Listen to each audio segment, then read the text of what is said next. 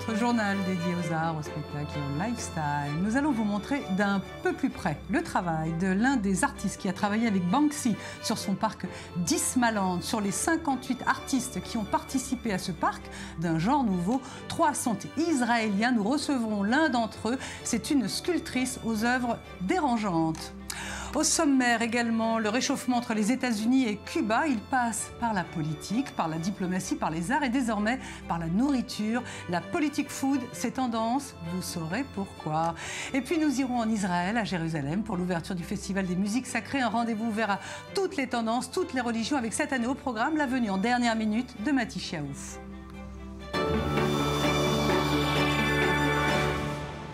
Voilà pour le sommaire. Merci d'être avec nous. Direction Los Angeles et la sélection des Oscars. Wanted, un petit film d'animation, est en train de faire parler de lui. Ce tout petit film, assez drôle et comique à la fois, serait sur la liste des nominés à l'Oscar du meilleur film étranger pour la Palestine. Wanted est réalisé par un Palestinien, Amer Chomali, un Canadien, Pal Kowan. Il raconte l'histoire de 18 vaches recherchées par la police pendant la première intifada. Des vaches qui, dans le film, donnent du lait et qui, d'une certaine façon, menacent la sécurité d'Israël. Wanted, je vous l'ai dit, est à la fois comique et tragique. C'est un petit dessin animé qui met en image du dessin animé, des interviews et des images réelles. Direction Cuba maintenant. Depuis le réchauffement entre les États-Unis et l'île, on ne compte plus les rapprochements. Rapprochements diplomatiques, rapprochements politiques, bien sûr, artistiques aussi. On vous l'a montré bien. Il faut compter désormais avec les politiques food, le rapprochement autour de la table. Comment la table relie les peuples? C'est le récit de Daniel Campos avec David Gombin. L'ouverture gagne aussi les tables. À Cuba, une nouvelle vague de restaurants privés balaye la capitale. En quelques années, une cuisine appétissante et innovante a fait son apparition dans des décors évocateurs. Ces nouveaux restaurants, aussi connus sous le nom de paladares, fleurissent un peu partout dans le pays et particulièrement à La Havane. Ils sont une des conséquences du programme de réforme économique de Raúl Castro. En dépit des difficultés, rareté des ingrédients ou absence d'ustensiles de cuisine, les paladares arrivent à proposer le meilleur de la fusion des cuisines cubaines. Moros y cristianos, arroz con polo, sopa negra et le fameux sandwich cubain que l'on peut apercevoir dans le film Chef. Tout cela en combinant la cuisine traditionnelle taïno, la cuisine espagnole, africaine, mais aussi caribéenne. Grâce à la reprise des relations diplomatiques et l'arrivée de touristes américains à l'horizon, les cuisiniers et chefs cuisiniers cubains s'attendent aussi à un afflux de nouveaux ingrédients. Grâce à cette collaboration et ce partage d'expériences avec leurs contreparties américaines, les chefs cubains se préparent à relever les challenges à venir. Nous voulions faire un échange de culture. Il est très important que nous puissions communiquer avec d'autres chefs venant d'endroits différents comme Cuba. Je trouve que c'est un endroit génial, riche culturellement parlant, et je voulais en savoir plus sur leur cuisine. La semaine dernière, la visite de Miami par une poignée de chefs cubains à la recherche de nouvelles recettes, mais aussi de connaissances sur comment réussir à faire fonctionner une opération de grande envergure, a démontré que les relations de cuisine étaient en cours d'amélioration entre les deux pays. D'autant plus que les chefs américains ont eux aussi montré un intérêt grandissant pour la cuisine cubaine. Dans tous les restaurants où nous avons été, j'ai vu une bonne coopération. Ils nous ont offert le meilleur des soutiens et le plus grand contentement. Le fait est qu'être chef, c'est aussi savoir comment gérer son budget, savoir comment faire les achats et comment tirer parti des aliments, d'une manière ou d'une autre. D'après l'avis de nombreux experts, un repas moyen cubain serait plus sain qu'un repas moyen américain. Le taux d'obésité cubain est aussi moins important que celui aux États-Unis. Mais alors, les Cubains devraient-ils prendre les habitudes alimentaires américaines ou devraient-ils juste apprendre à cuisiner les plats typiques américains pour contenter les touristes étroits d'esprit qui ne souhaiteraient pas goûter la cuisine locale? Quoi qu'il en soit, la fin du blocus ainsi que l'arrivée de touristes américains en masse sur l'île pourrait avoir de fortes conséquences sur les habitudes alimentaires des Cubains. Des études sont déjà en cours.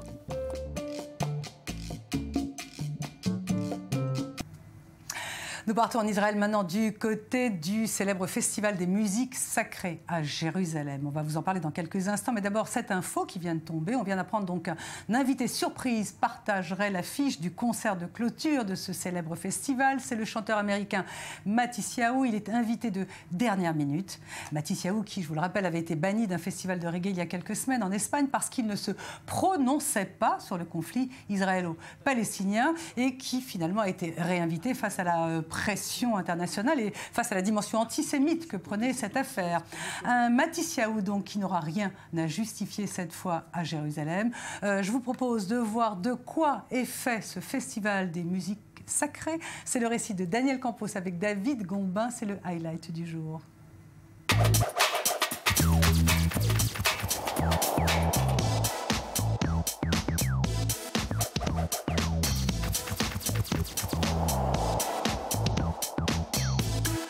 Le Festival des musiques sacrées de Jérusalem, de retour du 1er au 4 septembre.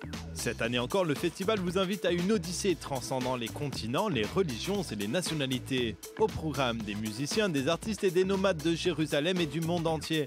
Un festival qui va au-delà des conflits et des divisions et qui voit en la musique un excellent moyen de réconciliation. De la musique spirituelle à Jérusalem, la ville 3 fois sainte, le lieu s'impose comme une évidence pour les peuples du monde entier. Cette année, le line-up vous emmènera de Cuba au Zanzibar en passant par le Rajasthan, le Royaume-Uni ou encore la Jamaïque.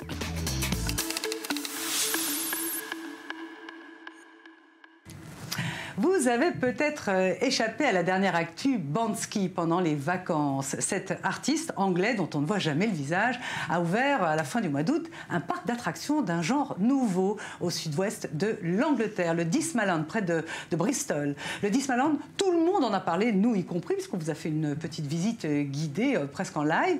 C'est une attraction en forme de contrepoint à la société du plaisir, à la société de consommation, et en même temps, ça engage exactement les mêmes procédés.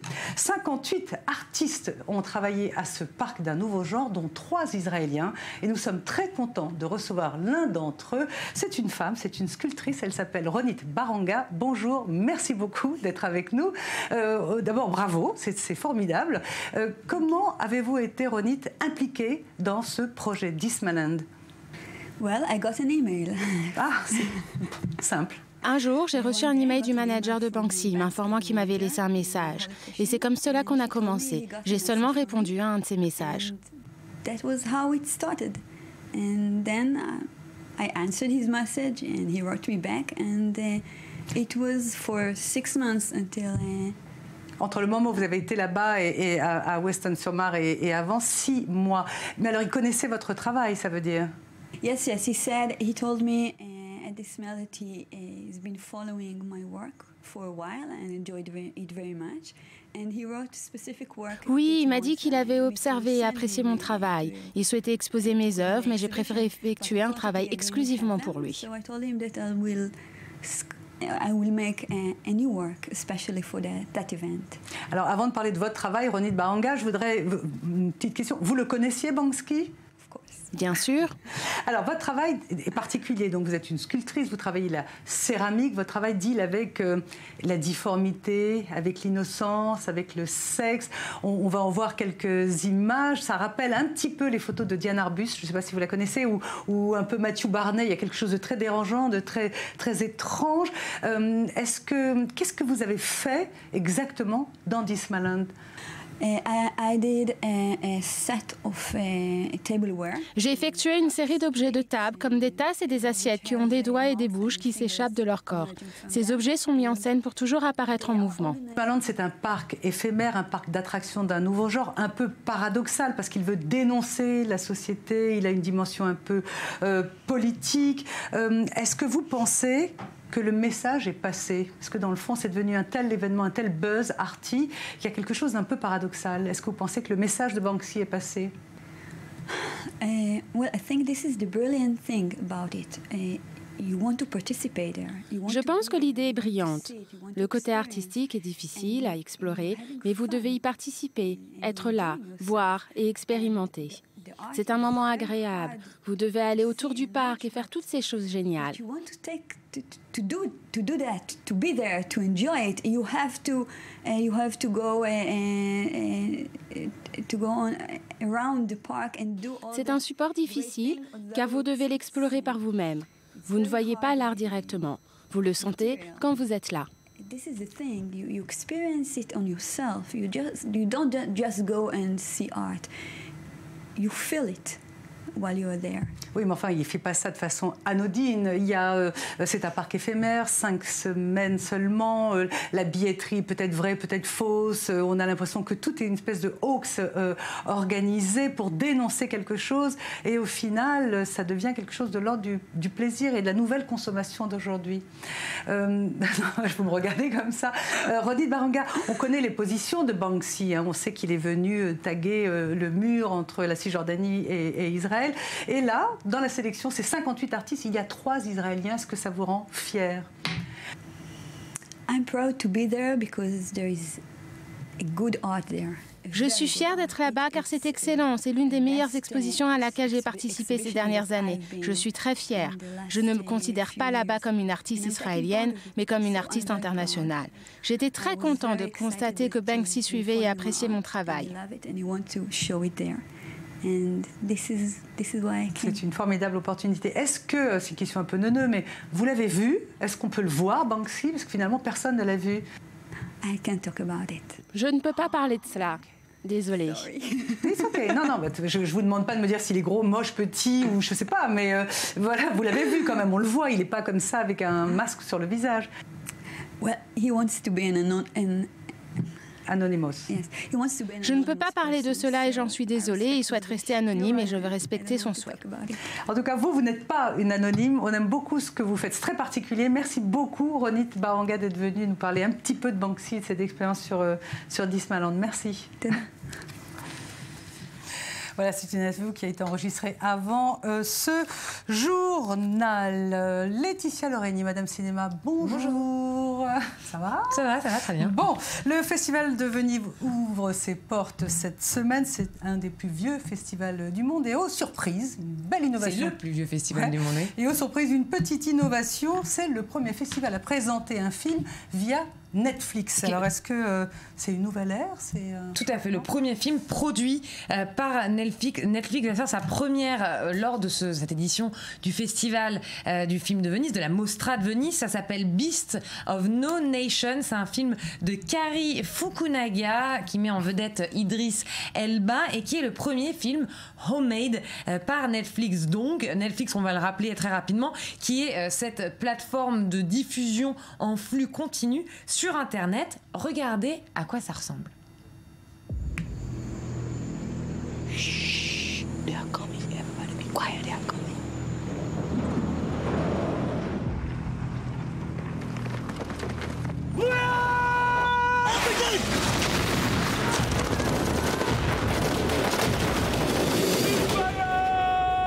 Ceasefire! Map this victory. Check it out. Go ahead and be me my judge. Agu! Agu! Agu, you are going to kill this man.